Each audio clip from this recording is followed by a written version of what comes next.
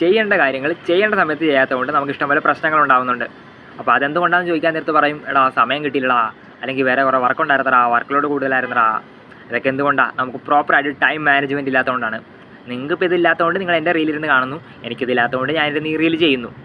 ഈ ഒരു time managing എന്ന് പറയുന്ന സ്കില്ല് നമ്മൾ ഡെയിലി ഉപയോഗിക്കുന്നതാണ്. അത് എഫിഷ്യൻ്റായിട്ട് ഉപയോഗിക്കാത്തതുകൊണ്ടാണ് നമുക്ക് പല പ്രശ്നങ്ങളും ഉണ്ടാകുന്നത്.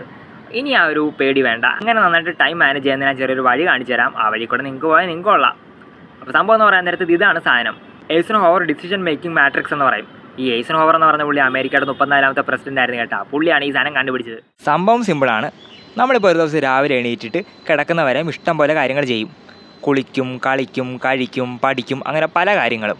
അപ്പോൾ ഈ ചെയ്യുന്ന സമയത്ത് ചില കാര്യങ്ങൾക്ക് നമ്മൾ കൂടുതൽ പ്രിഫറൻസ് കൊടുക്കും, ചില കാര്യങ്ങൾക്ക് പ്രിഫറൻസ് കൊടുക്കത്തില്ല. അല്ലെങ്കിൽ കുറച്ച് സമയം കൊണ്ട് ചെയ്യേണ്ട കാര്യം കുറേ സമയം ചെയ്യും. ചില കാര്യം ലാസ്റ്റ് ചെയ്യാമെന്ന് പറഞ്ഞ് വെച്ചിട്ട് പിന്നെ ചെയ്യാൻ പറ്റത്തില്ല. അപ്പോൾ ഇതൊക്കെയാണ് നമുക്ക് തന്നെ പ്രശ്നം. ഈ ഒരു ബോക്സ് ആദ്യം തന്നെ നിങ്ങൾ സ്ക്രീൻഷോട്ട് എടുത്ത് വെക്കുക.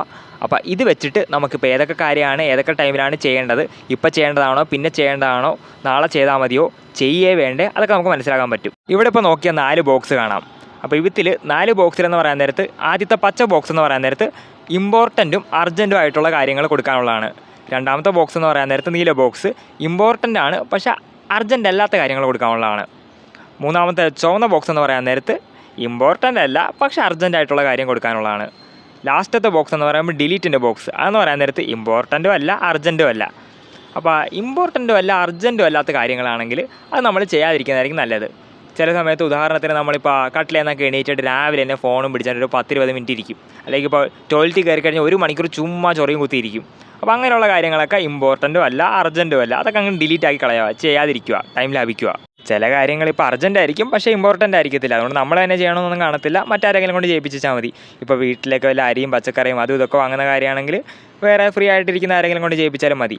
ചില കാര്യങ്ങൾ ഇമ്പോർട്ടൻ്റ് ആണ് പക്ഷേ അർജൻറ്റ് ആയിരിക്കണമെന്നില്ല. അതായത് ഇപ്പോൾ രാവിലെ ഭക്ഷണം കഴിക്കുന്നത്, അതിപ്പോൾ രാവിലെ നമുക്ക് ടൈം കിട്ടിയില്ലെങ്കിൽ ഇപ്പോൾ 8 മണിക്ക് സാധാരണ കഴിച്ചുകൊണ്ടിരുന്നതാണെങ്കിൽ അതിപ്പോൾ ഒരു 10 മണിക്ക് കഴിച്ചാലും വലിയ പ്രശ്നമൊന്നുമില്ല.